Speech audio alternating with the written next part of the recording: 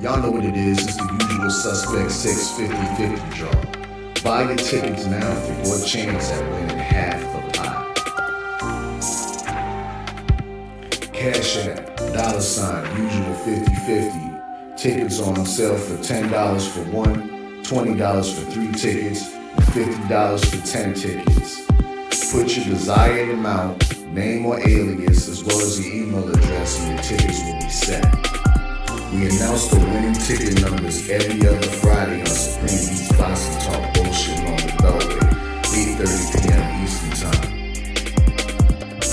Remaining proceeds will go directly to the LBDC meet and greet in Las Vegas. Shout out to the LBDC, and remember, it's a usual suspect day. Y'all know what it is. It's the Find the Boxer game. Purchase a box for a chance at winning $500. One of 54 boxes has a missing boxer inside.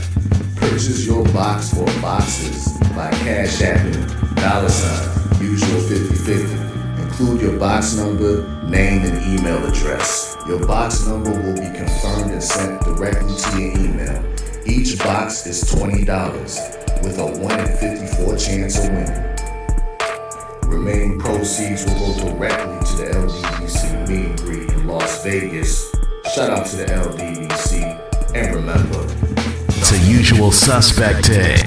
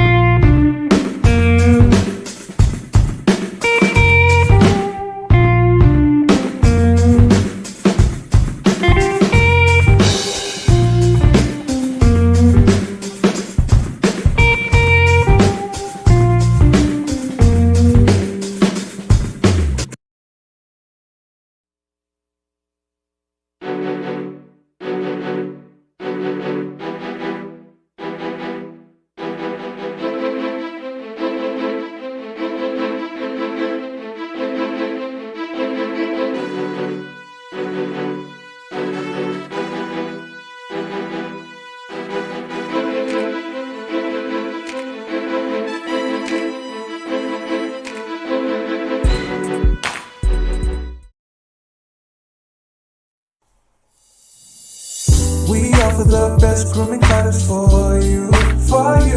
That's all natural and handcrafted too. We wanna help be your swagger. Your style, class, and luxury. We make our products tailor-made for you with high quality. Yeah. So get in style with the black, yeah. Company to give you swagger. Style, class, and luxury. In luxury, yeah. The black, gentleman, yeah. Company give you swagger. Style, class, and luxury. In luxury, yeah. Located at www.theblackgent.com.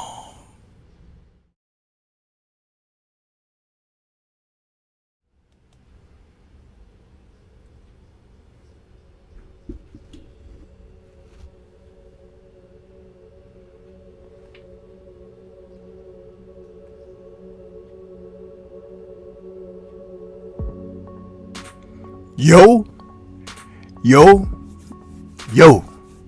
what's good? It's Stormybman, and I am back, welcoming you to the post-fight show with Stormybman for this Saturday, June 28th, 2025. This is the post-fight show that I didn't get to do late last night because I had to go to the fields this morning, y'all. But I did not want to neglect my duty of giving my thoughts on the two main events from yesterday, two different cards. We had the Mbilli versus Sulecki fight card, and then we had the Wilder versus Herndon fight card. And I won't hold you guys too long because you know that we'll have some cards coming up this evening with the Jake Paul versus Chavez Jr.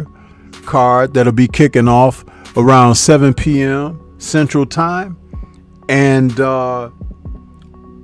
probably, if I'm up for it, I'll bring a post-fight for that because there's an interesting assortment of undercard matches on that event. So if you guys had a chance to see my premiere this morning, I kind of previewed that entire card and what's to be expected, who's participating, and it's kind of exciting that we're getting so much boxing. It was just a couple of years ago that we were stating, man, we're not getting enough of the fights that we want to see. We're not getting enough boxing overall. And man, now there's boxing pouring out of our ears, right?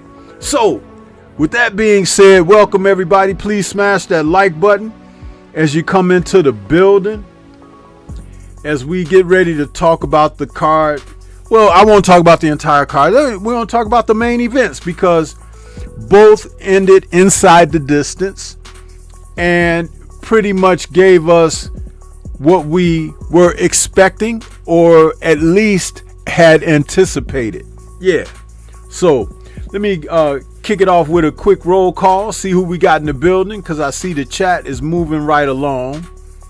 And I apologize that I wasn't able to get to you guys last night because I had to turn in, man. I had to get up and go out there and deal with them folks today. So you know how that can be, huh?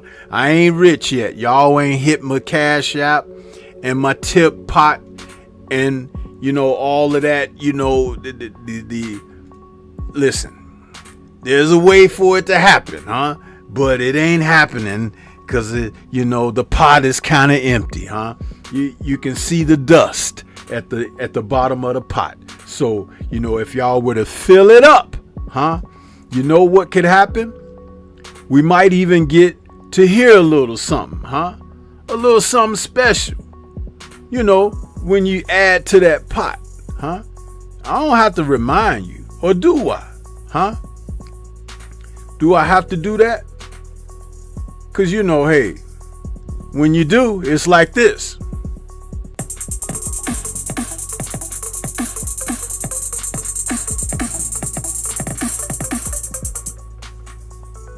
Yeah. See, you ain't heard that one, have you? That's because that's from that tipping pot, man. If you tip that pot, maybe enough of you tip it, it'll tip over. Yeah. So let's see who we got in the building, huh? Let's see. Kicking things off, Rod Neal out there saying salute. EJ20 says big up, Stormybman.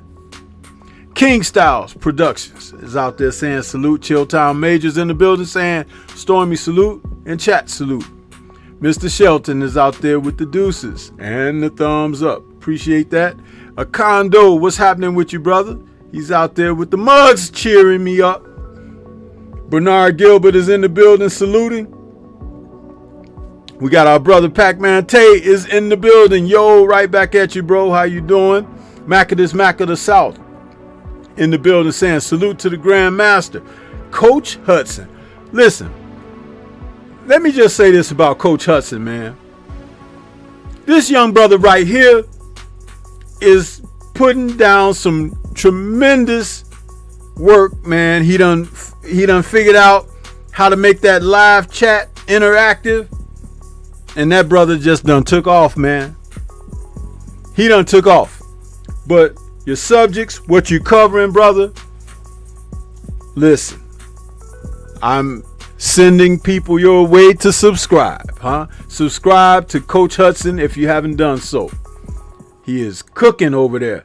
Says salute to the great teacher Stormybman. Peace to the chat and peace to my comrades. And it's always smoke to the COINTELPRO boxing fans. You better believe it. You better believe it, huh? That's why I be keeping them extra steel-toed Timbs ready to put them, you know, where they go, right there in the rear end. Jimmy Bernard is out there saying, what's good, Sensei? What's happening with you? Lewis Hinton is back. What's happening?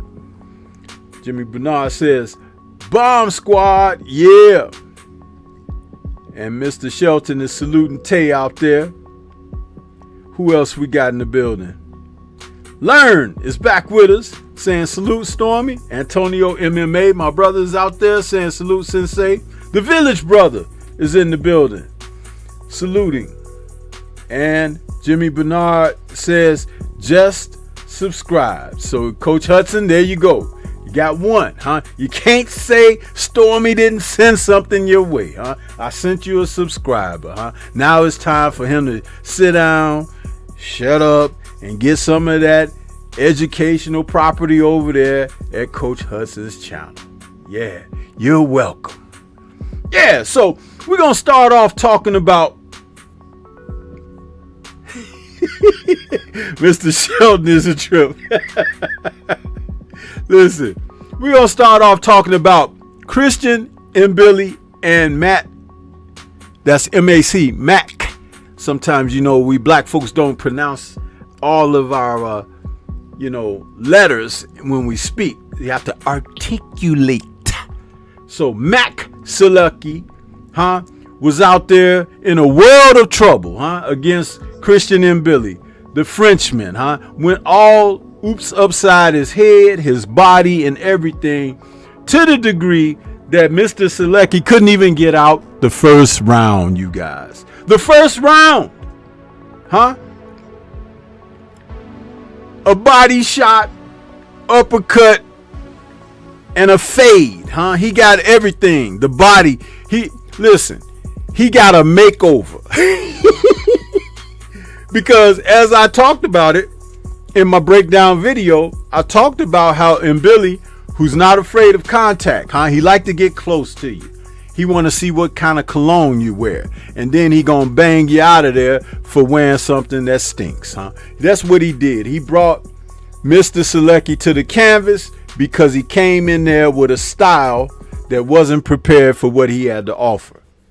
You see, he's a pressure fighter. You know, Canelo think he a pressure fighter, The only kind of pressure fighter Canelo is he's a guy that runs from someone who will apply the pressure to him. Yeah, like a David Benavidez or a David Morrell, two men who were right there ready to deal with him, And even, when we talk about our brother, what's his name? Demetrius Andrade. Wanted all the smoke with Canelo. You're a horrible fighter. That's what he told Demetrius Andrade, But see, we know that when Canelo talks about people like that, he don't want to face them, But Christian Mbilli is now, the what is they call it? The interim WBC super middleweight champion. Now we know that David Benavidez was that many times over. What was it, like 4 or 5 times he became that? And that was about 6 years ago when it happened for the first time. And Canelo didn't want no smoke with Mr. Benavidez. He'd rather pick on the little guy, like someone like Terrence Bud Crawford. But you know, they say sometimes big things come in little packages, And he gonna find out come September. Yeah, but back to Christian Mbilli. You see, Christian Mbilli is the type of fighter, man. He's not a boxer. And he's not necessarily a puncher. He's a strong fighter at the weight division, He's very compact. He reminds me of a guy that fought in the 60s, He kind of puts me back there with those kind of guys. And he's a pressuring guy. He will get right after it with you. He can take a good shot. Not that he should take too many, but he does have a chin, and he's definitely competitive. He's a warrior. He's what I will call a fighter. Christian Mbilli is a fighter. But we saw in his last outing against Sergey Derevyanchenko that he could be outboxed. And if Derevyanchenko didn't have an arm injury in that fight, that decision could have possibly gone a different way. But we knew that Max Sulecki was brought in just for decoration. He was a little bit of another candle on top of the cake. That's what he was, because as soon as Mbilli hit him with some good solid shots, he was as flat as the topping on the cake. That's what he was on the canvas. Christian Mbilli can do that to guys who are pretenders and not yet contenders. But if he's in there with real live action for guys that are in, let's just say, the top 5 of the division, he does have defensive liabilities that can be exploited. But can you exploit them before the pressure gets to you and he starts unleashing the shots that he's able to get off? His hand speed is pretty decent. And like I said, he's not a one-punch type knockout puncher, but he's strong enough that over a period of time, he could wear you down. And with proper punch placement, as Max Sulecki found out last night, he can put you out. A good body shot to the solar plexus or the liver, and that'll be all she wrote for the evening. So this is a man that, if Canelo is able to get beyond Crawford in September, you can pretty much expect Canelo to vacate some titles or something, because I don't see him facing a guy like Christian Mbilli. Because that's the guy, remember what Canelo said about William Skull, right? And you remember what he's saying presently about Bud Crawford. Don't run, Turkey, make sure the ring is small. Well, guess what? You could fight Christian Mbilli on a flattened out piece of cardboard, huh? Because he ain't going away from you, Canelo. He'll be right there in your craw. And I do believe that that's not the type of man that you want to face at this time in your career, with over 60 plus fights, huh? And only 33 years old? The clock is running. And you got 2 bad wheels, not 1, but 2, huh? And that spells disaster, because you don't have the mobility. You don't have the foot speed or quickness, huh? And you don't have the ticker. And that spells disaster for you, Canelo. So I hope in some ways that you do end up having to face Christian Mbilli, and the powers that be in boxing enforce it so that we can see you get your comeuppance, huh? This is not someone that you'll easily be able to have your way. And don't forget this aspect of it all too. I watched the William Skull fight, Canelo, and I saw that you cut the ring off on him on several instances, but you didn't throw the shots, huh? Which is why people were giving Skull rounds against you, because when he did move his hands, you didn't move yours nor your feet, huh? You were catching some things, and me thinks that you caught something that made you respect the man's power. Yeah. So, when you talk about Mbilli, he's like the Energizer Bunny. He's a guy, and if you catch him a good shot, he gonna just turn it up, huh? He's kind of got that little Holyfield thing in him where, oh, you hit me a good one? Come on, let's go, let's rumble. And see, those are the worst kind of guys to get stirred up in a fight, because if you ain't in condition, you're gonna run out of gas. And then he got you trapped in the desert, huh? Yeah, and see, that can happen. And we know that Canelo, with the bad wheels and all, guess what? His tank empties late in fights as well. And against Bud Crawford, it better not, because that is where you will be stopped. Bud ain't one of them guys that plays with his food, huh? And he ain't one of those guys that'll pretend like Charlo did against you, huh? Charlo was just counting the dollars each minute of each round, huh? But Bud ain't gonna be doing that. When he said that he gonna step to you, huh? You need to know what that means, Canelo. And I hope that some of your Mexican compadres, huh, who've been around some of these brothers, huh? Real brothers. I ain't talking about the others. I'm talking about the real ones. If they can convey to you, huh, what it means, you're gonna have shoe prints all in the back of them boxing trunks, huh? Yeah, and I don't think you're ready for that.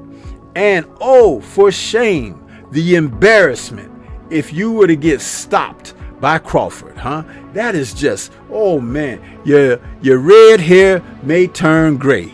Yeah! We got a couple more people that came into the building.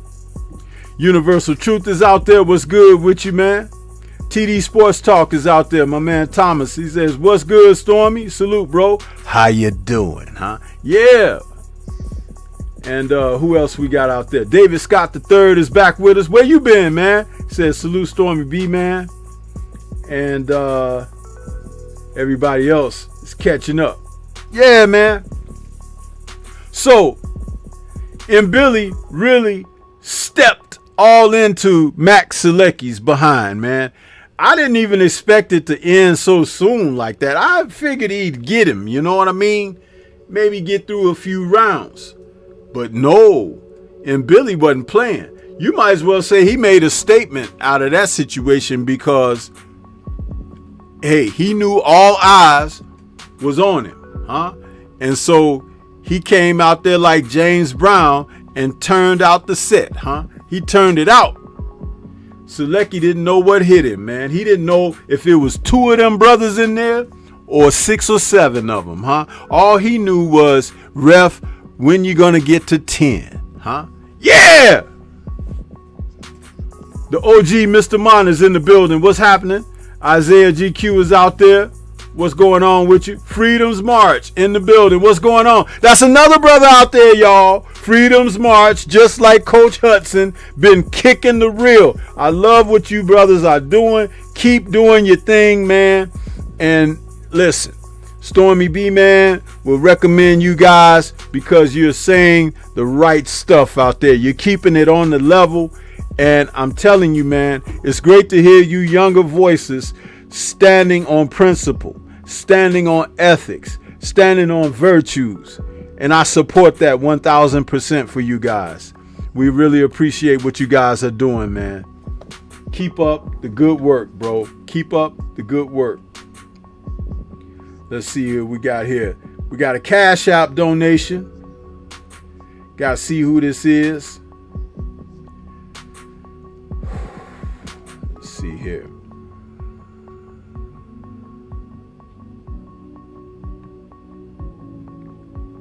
Pardon me while I try to read this. My phone is kind of slow here. We got the Saints out there with the Cash App donation. He says for the likes. Hey, man. Appreciate that donation, brother. Keep them coming, man. Keep them coming. Thank you so much. Yeah. Let's see who else. Hey, Shade Girl is in the building. What's going on with you, Shade Girl 85? Good to see you out there. Appreciate you stopping in. Yeah. But listen, Mbilli gonna be a problem, you guys, because there's not a lot of fighters out there presently who want that smoke, huh? Who want to get in there and mix it up. Guys want to box and look sweet and look, you know, real what is it? You know, style, style and profile. But no, we got brothers out there that really want to, show their wares. And Mbilli is one of them. Now, I'm going to tell you something, because I got my little clipboard here with my scorecards on it. And I've already got my scorecard ready for tonight's bouts. But I got to go back to yesterday's, because I want to say something about a young man that I saw yesterday. And he looked so good. I'm recommending that you guys tune in and watch this young man, because he's going to do some things. There's a young man out of Canada. I'll call him another Frenchman, because he was speaking that French when the fight was over. But he looked like one of them yellow brothers from the neighborhood, huh? The brother's name is Wilkins Matthew. And he fought yesterday. He's a super middleweight, you guys. Wilkins took on Adagio McDonald. And McDonald was a sturdy fighter that came into this match against him. And I'll get to Wilder in a minute. But I got to tell you about this kid, Wilkins Matthew. Wilkins Matthew, and the reason that I'm mentioning him, not just because he was on the Mbilli undercard last night, but the way that this young man fought. He had decent pop on his punches. He had good hand speed, good lateral movement. He can block and parry the shots. Let me tell you something.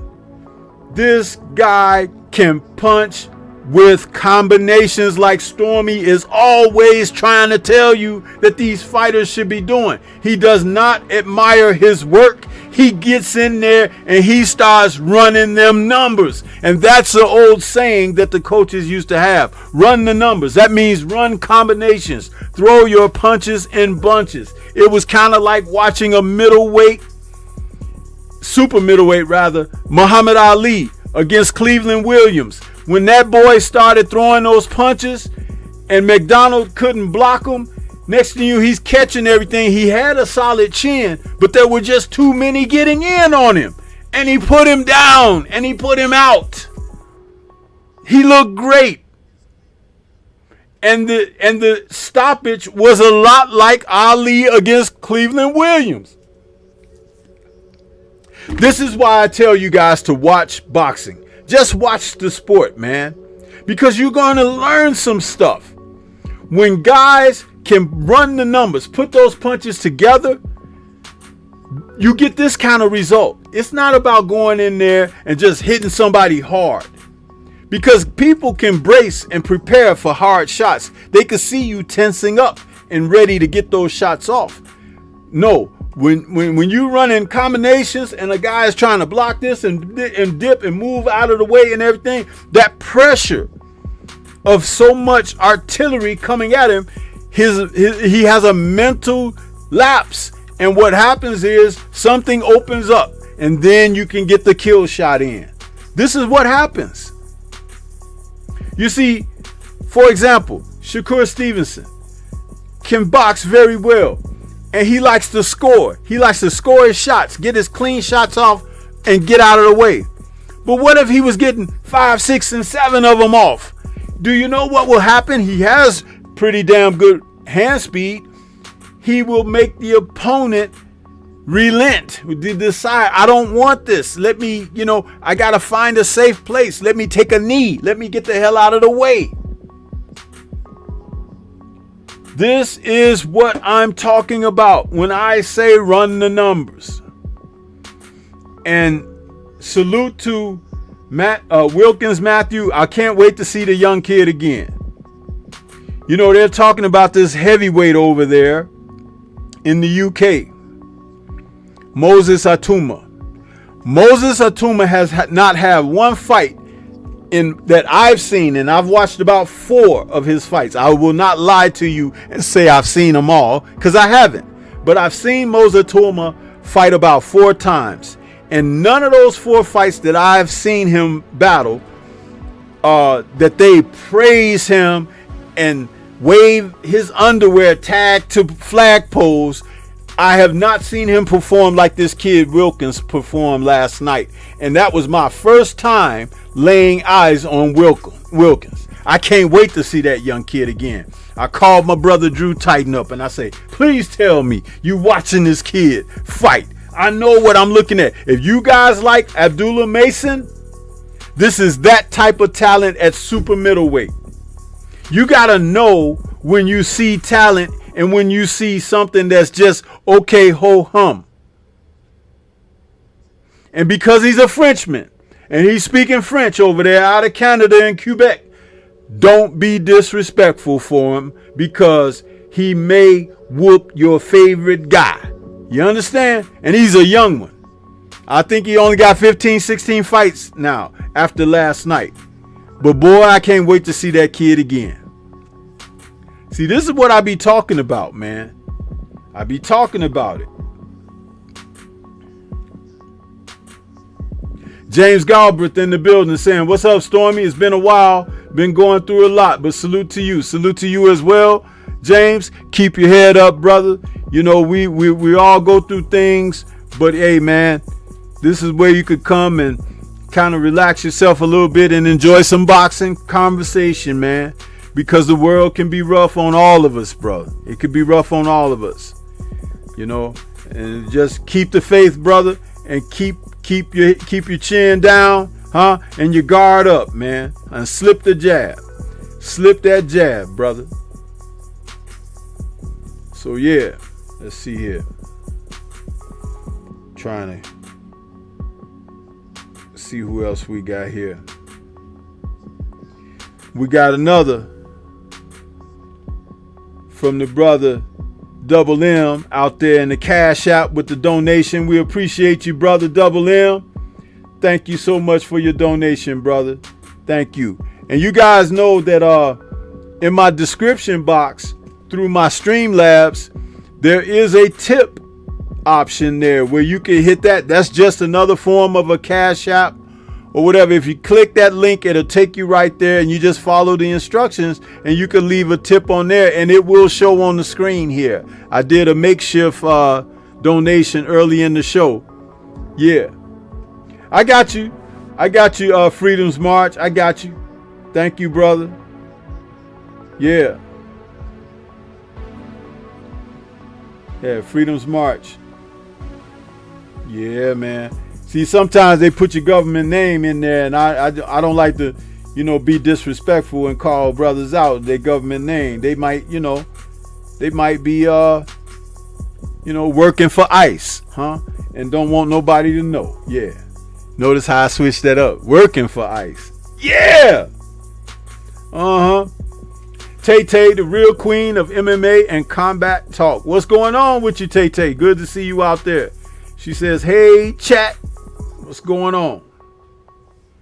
So, yeah, Marcus Wilkins, man. Keep your eyes and your ears tuned up for that brother right there. Huh? Keep it. Oh, man, they don't bump Holly Holm and old girl Vega to the prelims card, huh? So they the last fight on the prelims. So if you guys wanted to see Holly Holm fight Vega, it's on the DAZN prelim card right now. I got that playing in the background. What's good with you, Tay? I see you out there, brother. Yo. Yeah, I had called you out earlier. You must have stepped out, huh? Stepping out of class, Tay, working on that F+, huh?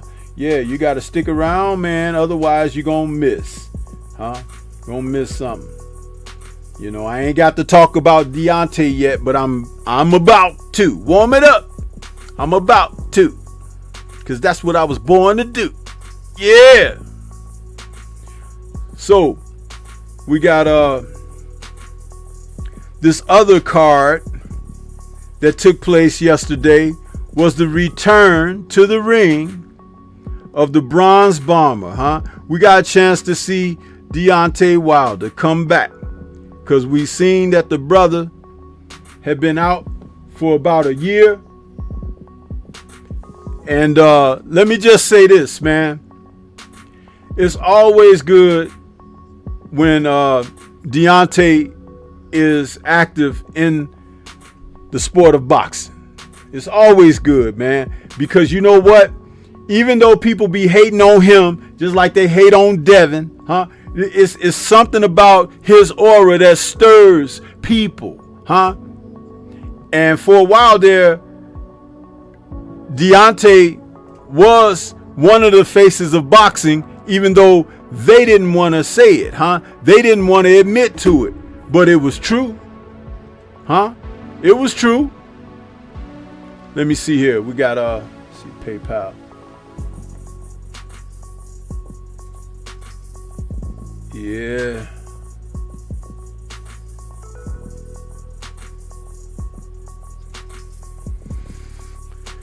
Let's see here.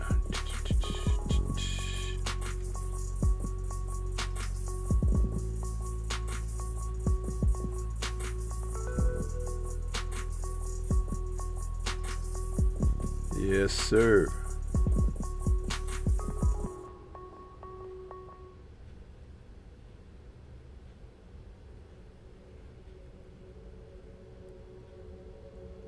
What the hell? Hold on.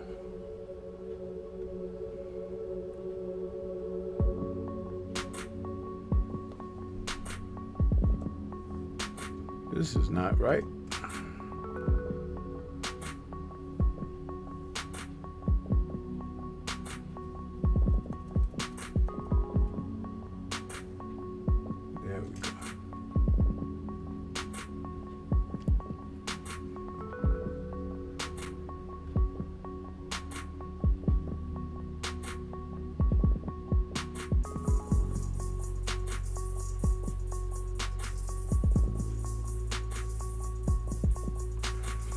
Okay, I got it now. Salute to the brother, Universal Truth, with that donation to the PayPal. What's good with you, Universal? He says, just showing some support. Thank you so much, brother. Thank you so much. Yeah. Thank you. And then we got another Cash App for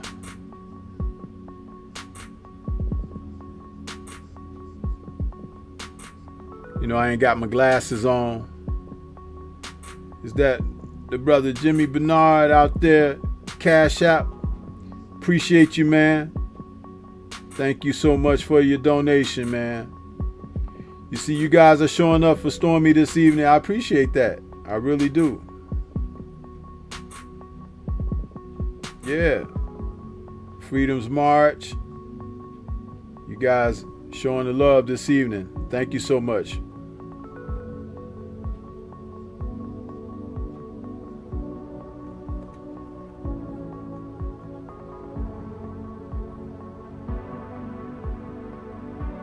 Yeah, buddy. Thank you. I got off track with my talking about Deontay. Yeah, Deontay is one of the ones that helps drive the sport forward, man. With what he does. His presence, how he works with people in and outside of the sport of boxing. He's doing some great things. And he carries himself as a real champion. A real champion. And you have to respect that.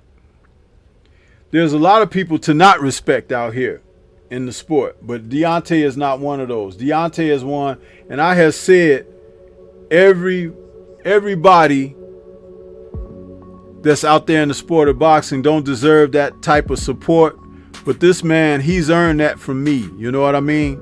And like I said, if he were to lose all his fights in a row, that wouldn't make me a detractor. I still understand that the character that is behind the man is what's important most. So he got out there yesterday and he performed against Terrell Herndon. I guess that's the way you pronounce Herndon's name. Say it correctly. And I like how he opened the fight up. He opened trying to box and establish a jab. And he didn't just go out there looking to bomb Herndon out of there, but he looked to work through a pace. He worked at his own pace. Now, I've had a chance to listen to several people, and again, there's some negative comments about Deontay's performance from last night. I'm not buying into all of that. What I saw that I could be critical about and what I saw that I could align myself, which I felt was going in the right direction, there's a very fine line. But based on his opponent, the fact that he's been out of the ring for over a year, the fact that he's had injuries, that he's finally got worked out and he's coming back, he deserves to be able to have some type of leeway of consideration. The man is 39 years old. And guess what? How many 39 years old of y'all look like he looked when he took his robe off, huh? How about that? Now you want to complain about something, look in the mirror, huh? At all that excess on you and complain about that, huh? So let's hear you say something about that. We know you ain't gonna lay your fist on somebody's chin and get the results that he get, but let me see you open your robe up, huh? At 39 and be looking like that, huh? Yeah. Now, Deontay came out and he boxed very well. He established range and distance. And you can see that Herndon came out with the intent of trying to go forward and put pressure on Deontay. But Deontay didn't take those backward steps against him like he did against Joseph Parker. He stepped around and he kept him in the middle of the ring. And once he started sticking that jab on, and I'm going to tell you something. Herndon got hit with a couple of jabs that he was like, oh no, huh? It was like, and same as Fury in the first fight against D. He took some jabs to the face, and when he went back to his corner, He said, damn, that guy, his jab is hard as hell. Yeah. See, listen. Deontay fell in love with the KO punch, right? And he did. He became a victim of his own success. But those who want to be critical, overly critical, let me say, of his performance last night, get the hell out of my sport. Because did you see Anthony Joshua when he went in there to challenge for the IBF heavyweight crown last September against Daniel Dubois? And when the bell rang for them to go out there and meet each other in the center of the ring, after that face-off where Joshua threatened to hit him in the head with a chair because Daniel Dubois wasn't backing down for him, who do you think you are? He was like, don't diss me and all of this. I'll hit you in the head with this chair. Well, guess what? Daniel Dubois hit Joshua in the head with a chair inside of his glove early in the first round, didn't he? Didn't AJ touch the canvas? Huh? I didn't hear nobody call out for push-ups. Huh? And wait a minute. Wasn't his hands way down here below his shoulders when he was standing in front of Dubois, who's a noted puncher? AJ's hands was nowhere near his chin, was it? They was way down here. Where was the criticism? Where was the criticism? At least D had his hands up, huh? And was putting his hands on the other guy. Yeah. And yes, he got stopped in his last fight. But he came out and he boxed. He took his time. He was cautious. He was careful. He was calculating. Okay? Which is what a man's supposed to be. And guess what? He needed rounds. I'm not saying he carried the guy. I'm not even trying to imply that. But the fact that he didn't knock him out in 1, didn't knock him out in 2, didn't knock him out in 3. Y'all never get mad at AJ when he don't knock somebody out in 1, 2, or 3, huh? Deontay fought Dominique Brazil. Took him out. Single punch. Boom. He's lights out. AJ went 7 or 8 rounds with Dominique Brazil. Huh? I thought he was going to, add everything up and try to take him out for dinner after the fight or something. Huh? But didn't nobody criticize that? Didn't nobody say, oh, well, Brazil is still there. Wilder got him out in, 1 or 2. And AJ is trying to, No, you didn't criticize him for that. Huh? Helenius. Wilder took him out, didn't he? Boop. 1 round. AJ had knots on his head and his eye and everything after facing Helenius. Yeah, he stopped him, but in what round? So what I'm saying is, the most important thing is to get the job done. If you get the rounds under your belt, that's even better. You know why? Because your conditioning, your training, your preparation didn't go to waste. It didn't go to waste. We got to see Wilder for what? 5, 6, 7 rounds instead of 1 or inside of 1. And here these fools are, oh, he looks slow. He looked, what? I was listening to this stuff. The one thing he didn't look was slow. He did not. Because I'm watching the damn fight and I'm seeing his hand speed. I'm like, shit, he's still fast. What the hell were they looking at? I'm going to tell you what they were looking at. They were looking with an overly critical eye, waiting for something wrong to happen. Because they've always held him at a different standard, just like Devin Haney is held to a different standard. They can't stand when a potential messiah is ascending. Huh? Yeah, I said it. Yeah. And when I say messiah, I'm not talking about the Almighty. I'm talking about he who is ascending over his colleagues, his fellow men in the division. The last I checked, Wilder went into his last several fights against the men who defeated him with all types of injuries and everything. He didn't pull out of the fights. He went on through with the fights. He didn't even make excuses about his injuries that could hold him back and everything. He said in the interview leading up to this, and even in the post-fight, he said that his right hand, he was using so little of the percentage of how he could throw it that the doctors are saying, what are you doing? Why are you fighting? He's like, I can't stop. I got to do it. And he was still knocking people down and out.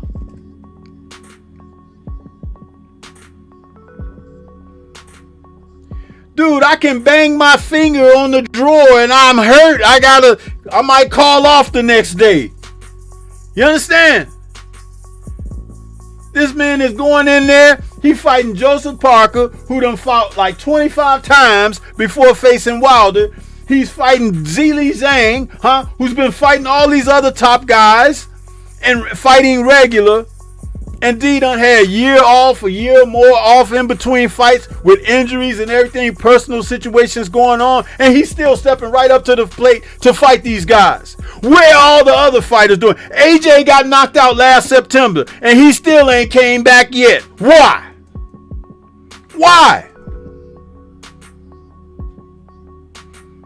I'm listening. Where's somebody gonna tell me? Oh, he had an injury. That's what we were told. Did he look like he had an injury? He didn't look like he had an injury after Dubois knocked him out because they didn't say he had a broken jaw and he didn't land on his ass. So those the top and bottom of it right there. He didn't get hurt. But they give you the excuse that he done had surgery and everything and he can't come back because he's healing and everything.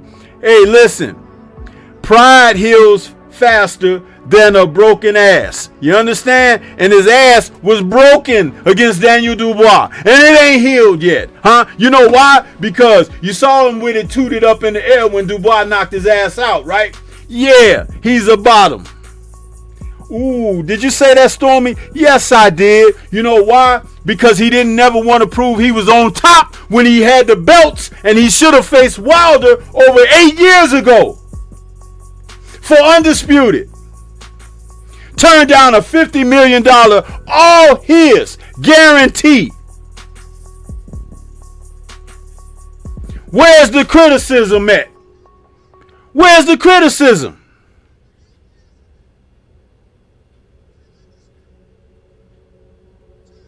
He running around taking pictures with people at events and stuff, and they're like, AJ, everybody stroking him off. Ain't nobody stepped to him and said, hey, when you fighting again? Hold the damn thing up to his face and, hey, when you fighting, man? Why your ass is out here with us? Why you ain't in the gym training?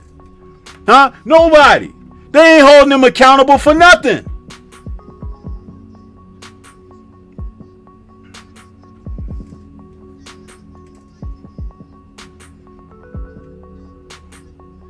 Deontay Wilder, when he got stopped by Zhang, he was stopped on his feet.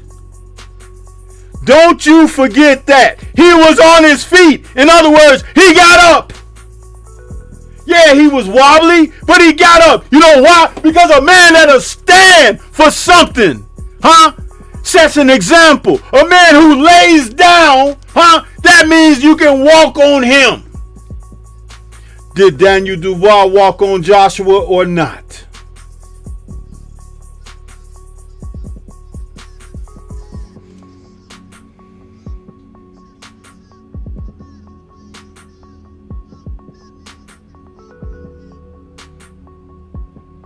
So where's all this? He's washed up.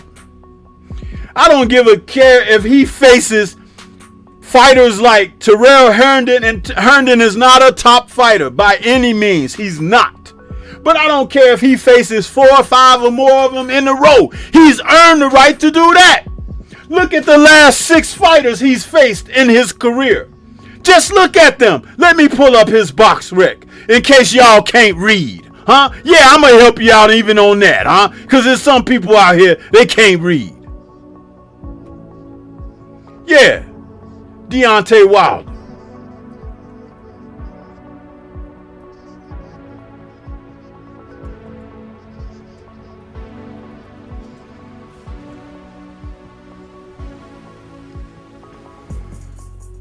Yeah. See, you ain't got no excuse. Floyd Mayweather included. You ain't got no excuse, huh? Let me read off his last 6 fights, huh? Zhilei Zhang, Joseph Parker, Robert Helenius, Tyson Fury twice, Luis King Kong Ortiz, and Dominique Breazeale. And that's 6 fights. And before Dominique Breazeale, that was the first Tyson Fury fight. So 7 fights. He done fought 1, 2, 3, 4 top fighters out of 7 fights.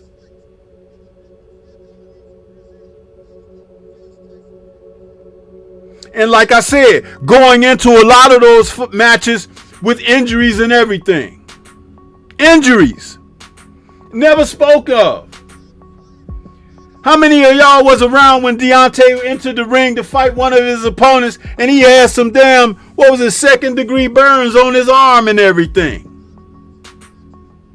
It's like anybody in their right mind would be like, no, man, I can't go. I got burned. You know, Deontay was out there knocking heads off.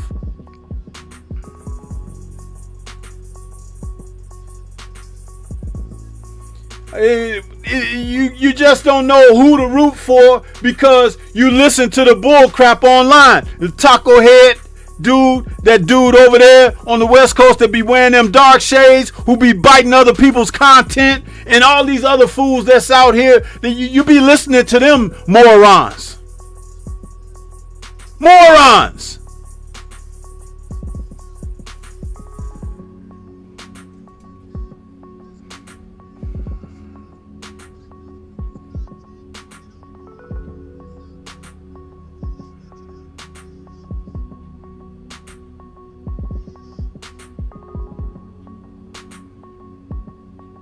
He looked old. He looked slow. He looked shot.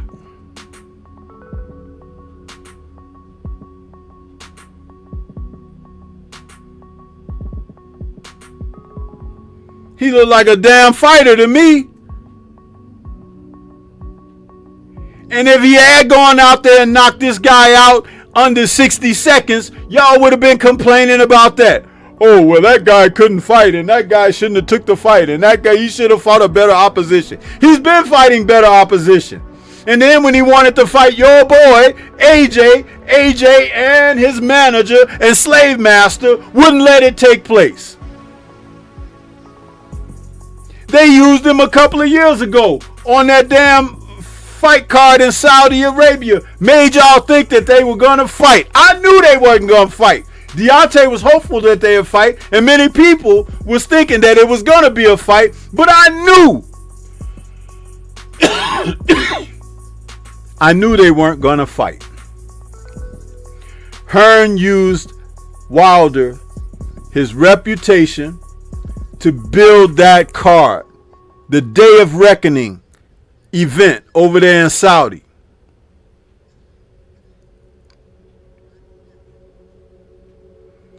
It started out early in the year because that fight happened in the fall.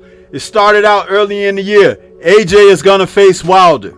Then it became AJ and Wilder are going to be on the same card.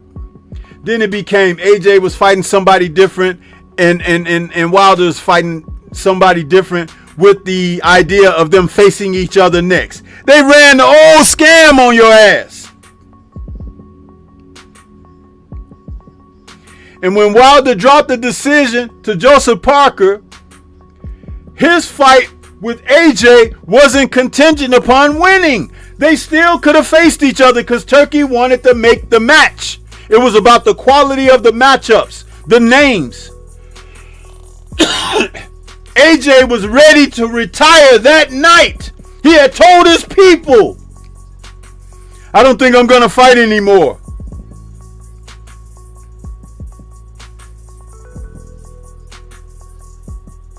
Wilder goes out there, he loses to Parker.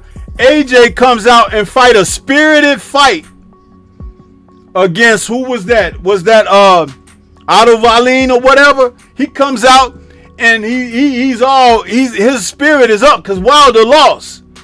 And he knew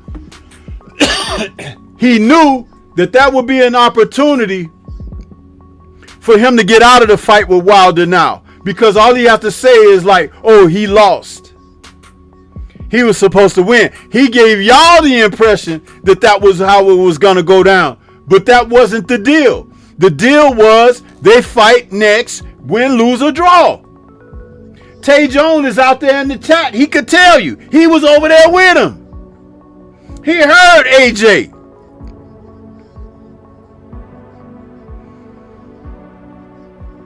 AJ had to change his underwear several times that night because he was worried about Wilder.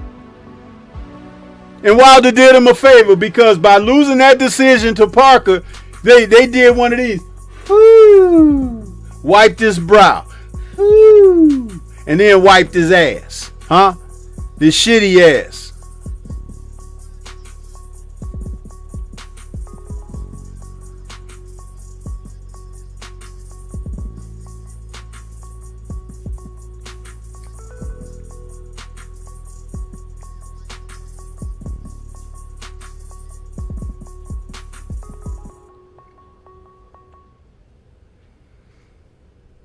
I come out here to talk about this brother fighting last night. He won.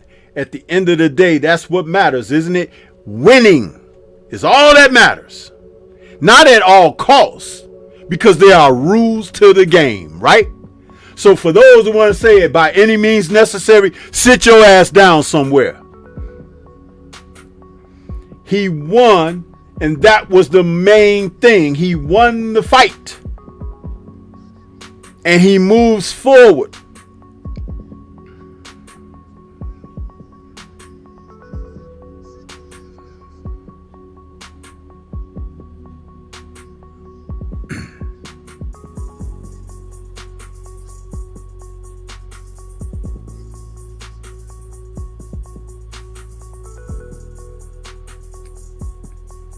So I saw last night the jab that had been absent. It was out there, sometimes pawing, sometimes snapping. Would I love to see it snap all the time? Absolutely. But we're talking about a man that's been out of the ring. Sparring is not fighting. It's a different thing mentally, psychologically when you get into a fight, because you can hear people in the audience, knock Wilder's ass out. You can hear like, oh, he's a bum. Oh, get him, Wilder, or whatever, right? So psychologically, your mind can wander in there, even the most staunch of professionals. So he got into a thing where he was boxing, which was important for him. And he still won. And he still achieved a stoppage.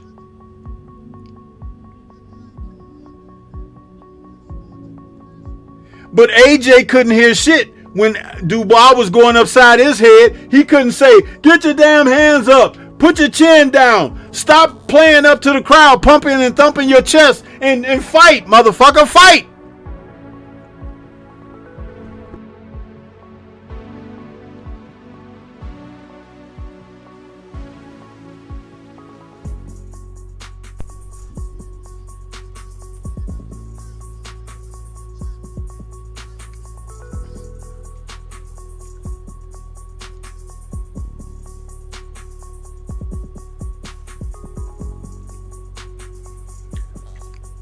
My brother Black Martial Arts Society says, Stormy, I see a bunch of things I want him to work on.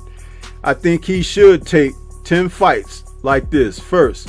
Listen, it doesn't even have to be that many, Black Martial Arts Society. And much respect to you, because I understand what you're trying to say. But notice what I pointed out.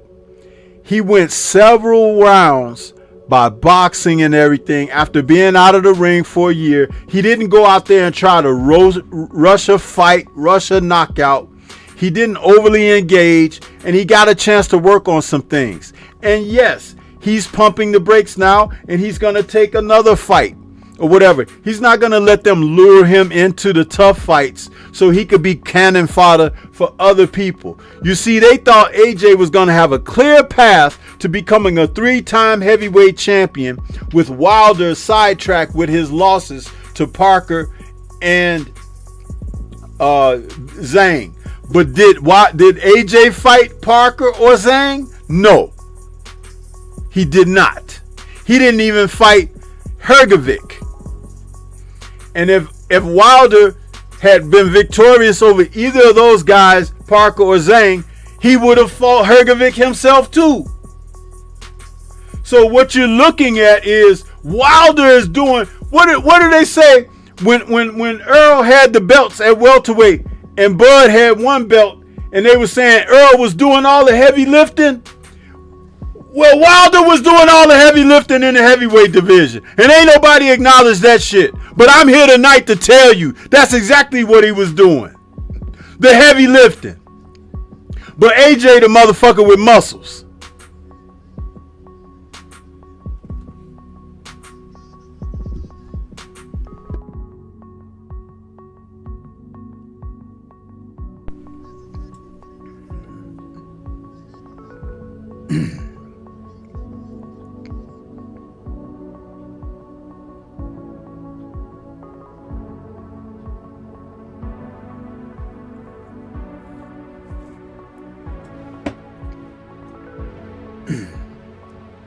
Listen, Deontay Wilder has earned the right to come back at his own pace. And as I heard someone suggest earlier on 78's Live, he should take the George Foreman route. Fight a series of guys at the level of Herndon and just above or whatever until he feels comfortable.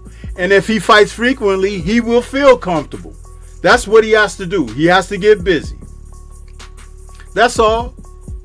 This fight, what was it, 6-7 rounds that he went? Next fight, couple months, another get another 6, 7, 8 rounds in. You know, another fight, and by the year's end, hey, at least have 3 or 4 fights under your belt. Especially if you're trying to get your mental in order. Your mental being in order would be to focus and have an objective. Don't be worried about what other people are doing. Worry about what you're doing. But last night was a huge step in the right direction, because they was telling you he was shot when he lost to Zhang. But many people didn't know he went into the Zhang fight with an injury and with personal situations going on. But he took the fight.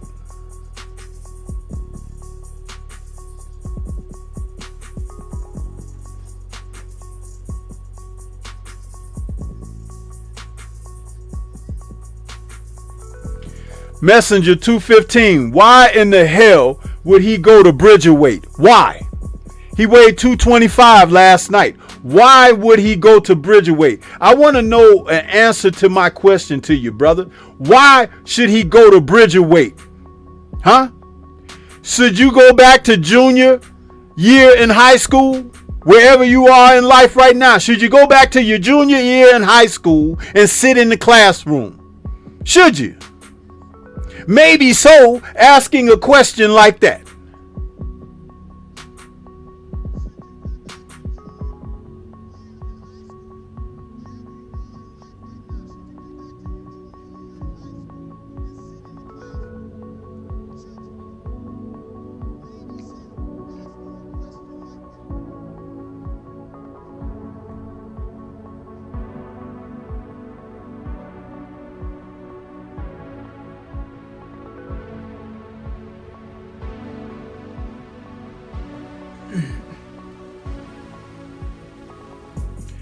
Messenger 215, let me tell you something, brother. I don't know how old you are, but 225 is fucking heavyweight.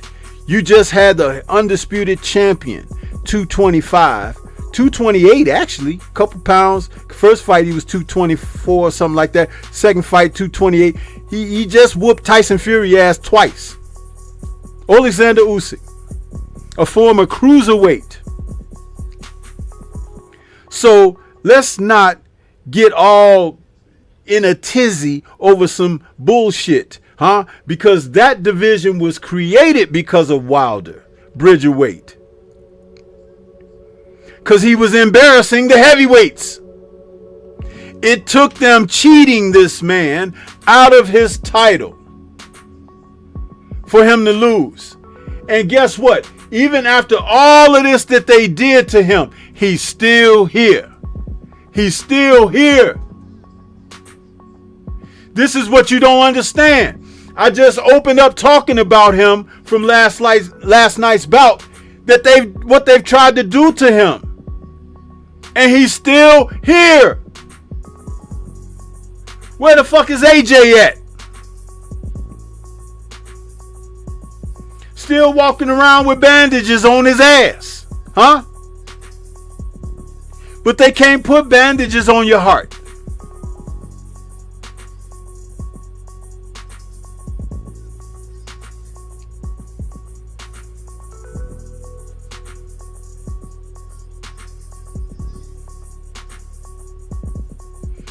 That's right, Quan's Big Guns. They wanted to lure him on a different path, just like Messenger 215, trying to reiterate it, trying to keep that thing going. You see how the brainwashed people be out here, huh? And they ride up with you. Yeah, Sensei, salute Sensei and everything. But I'm listening to what you're saying, and what you're saying don't make sense to me.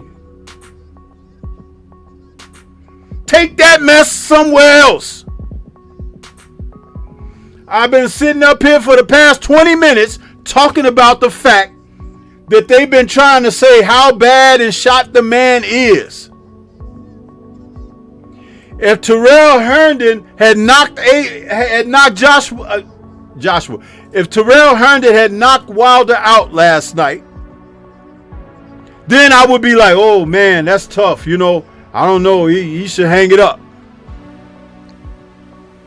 But Terrell Herndon didn't win a round. And Wilder got a chance to work on some things. That's what it's supposed to be about. Matchmaking, to elevate, to build towards something.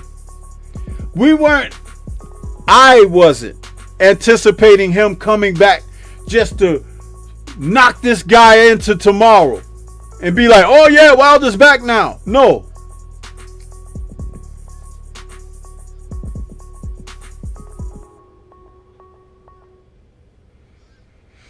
Someone who will offer a little bit more resistance? Yeah, after this fight being under his belt, his next fight, as long as he has it within a certain frame of time, his reaction abilities and all of that, it should be sharper.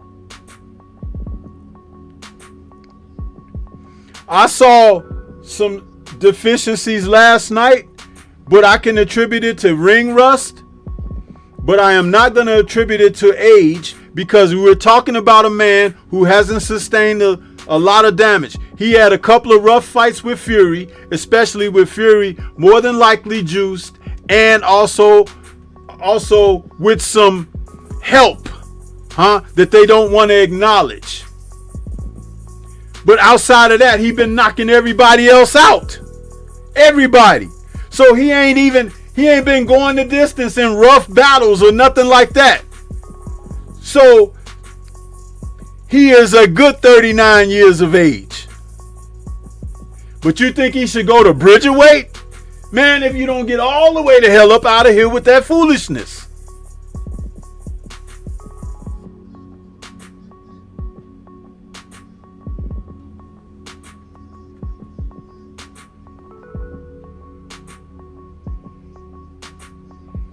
Tyson Fury in the 2 fights against Alexander Usyk, the first fight he damn near got knocked out. But he wasn't on his special serum.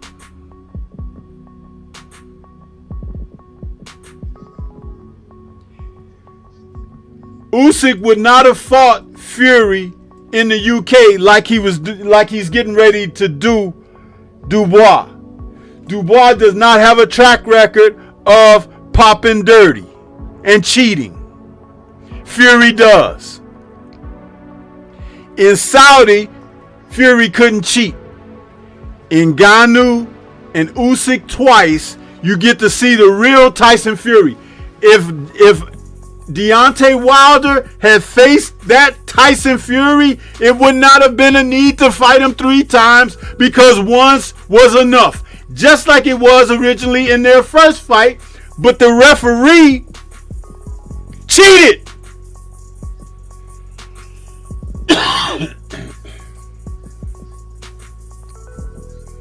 Everybody want to tiptoe and creep around the truth. And it's only because you've been listening to these knuckleheads out here and the fact that the people on the networks don't want to say it. Because if they say it, then there should be a call for some action to be taken. And then if it's happened here, where else is it happening?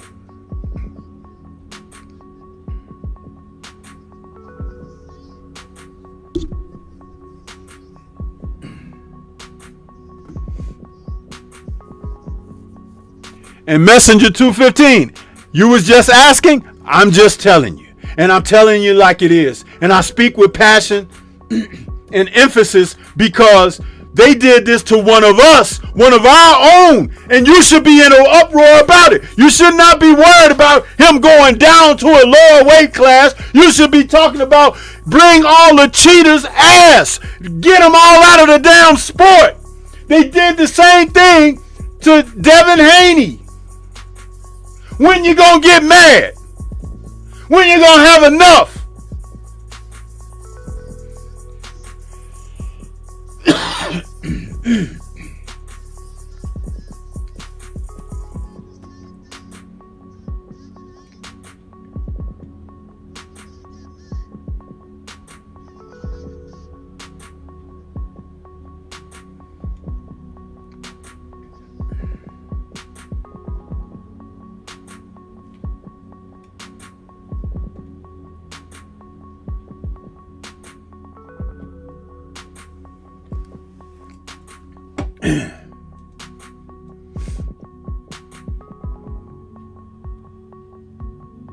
He did good. He won. Last time I checked the box rec, it says TKO 7.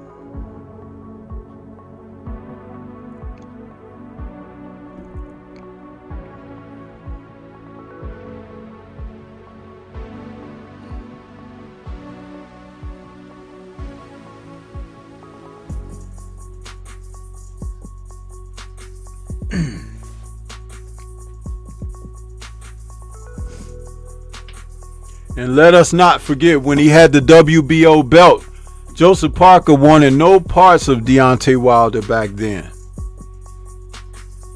No parts. He went and ransomed his belt to Matchroom and Ed Hearn. See, that's another thing that they do in the sport of cheating in boxing. They'll avoid a fighter and go in a different direction. And it's almost like an unseen, unspoken thing amongst these guys.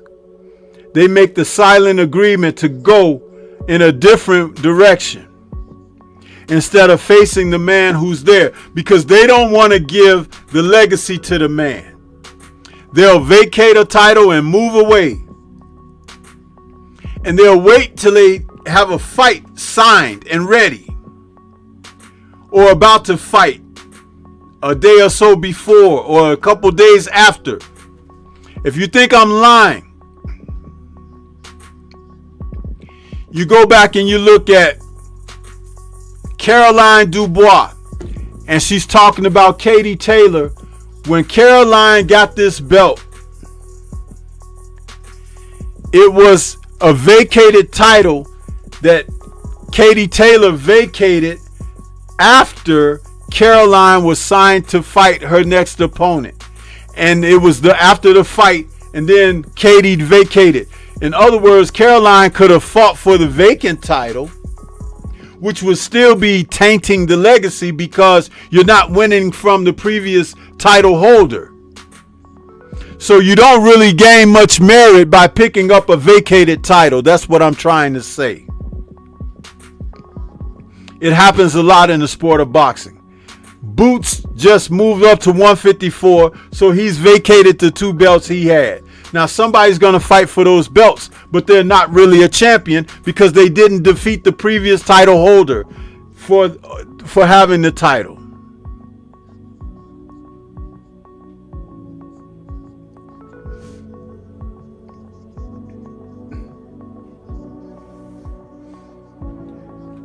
David Benavidez accepted a vacated belt when he should have just waited for Bitterbeef and Bivol to face off on their 3rd fight, and then he fight the winner. He would have had to wait anyway. You are not the champion, son. Just like Daniel Dubois is not the real champion himself until he defeats Usyk. Usyk gave that belt up because the sanctioning bodies was going to strip it from him anyway. And he probably knew he was going to face Dubois if he beat Fury anyway. So he went ahead, and now he's facing Dubois.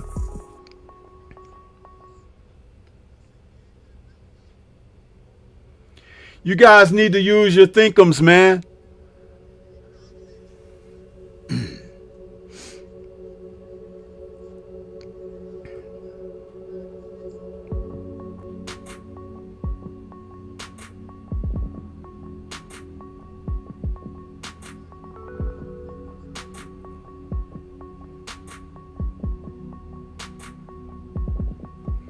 That's right, Coach Hudson. Cowardly, spineless behavior.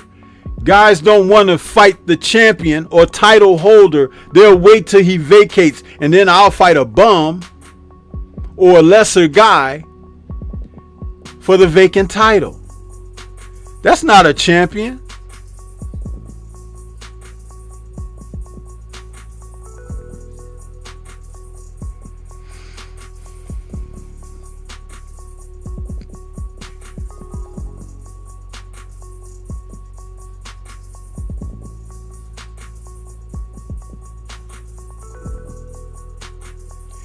No, Michael Ray, it wasn't that Parker waited until D had a few hard fights. Parker was over there in the Fury camp. He knows exactly what they did to Wilder. He knows. He's been there for several years. You see how you be incomplete with information?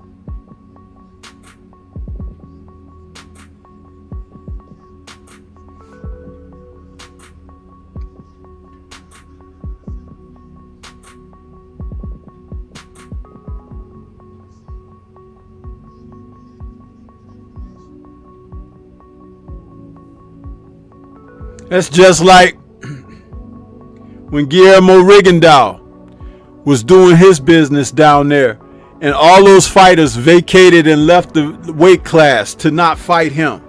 They didn't want to fight Guillermo, but they moved up and everything. And Guillermo was a small man. He couldn't move up, but he eventually tried to move up against Loma, and that Loma was just too big for him.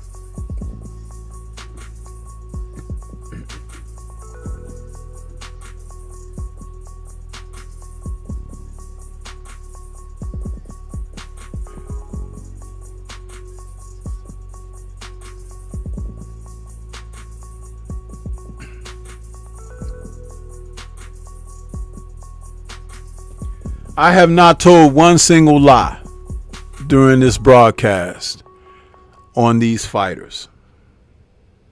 Not one.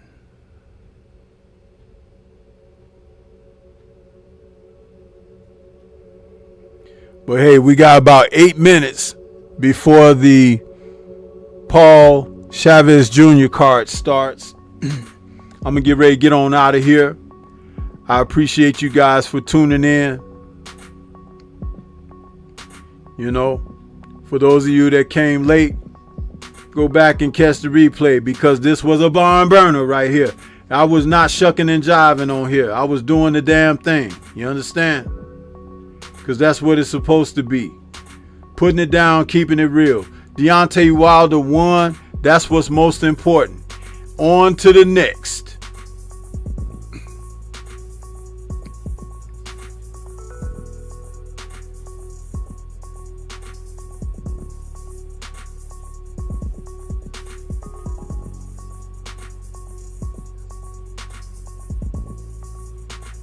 That's right. Enjoy the fights, everybody.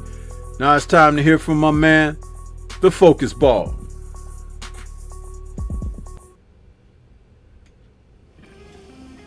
Get ready to take your striking game to the next level with the Focus Ball. Dramatically improved footwork, timing, head movement, hand-eye coordination, reflex, and overall fight IQ. It's lightweight and extremely portable, so you can train every time, everywhere. When you don't have a coach to do mitt work, get a Focus Ball. When you don't have a heavy bag to hit, get a Focus Ball. When you don't have a sparring partner, get yourself a Focus Ball. And when you just want to have fun punching and kicking, get a Focus Ball. When you train with the Focus Ball, you train your eyes and your brain to read punches so that you can hit and not get hit, making this very simple device a must-have for all combat sports athletes and enthusiasts alike. So if you want to take your striking game to the next level, don't wait. Get the Focus Ball now.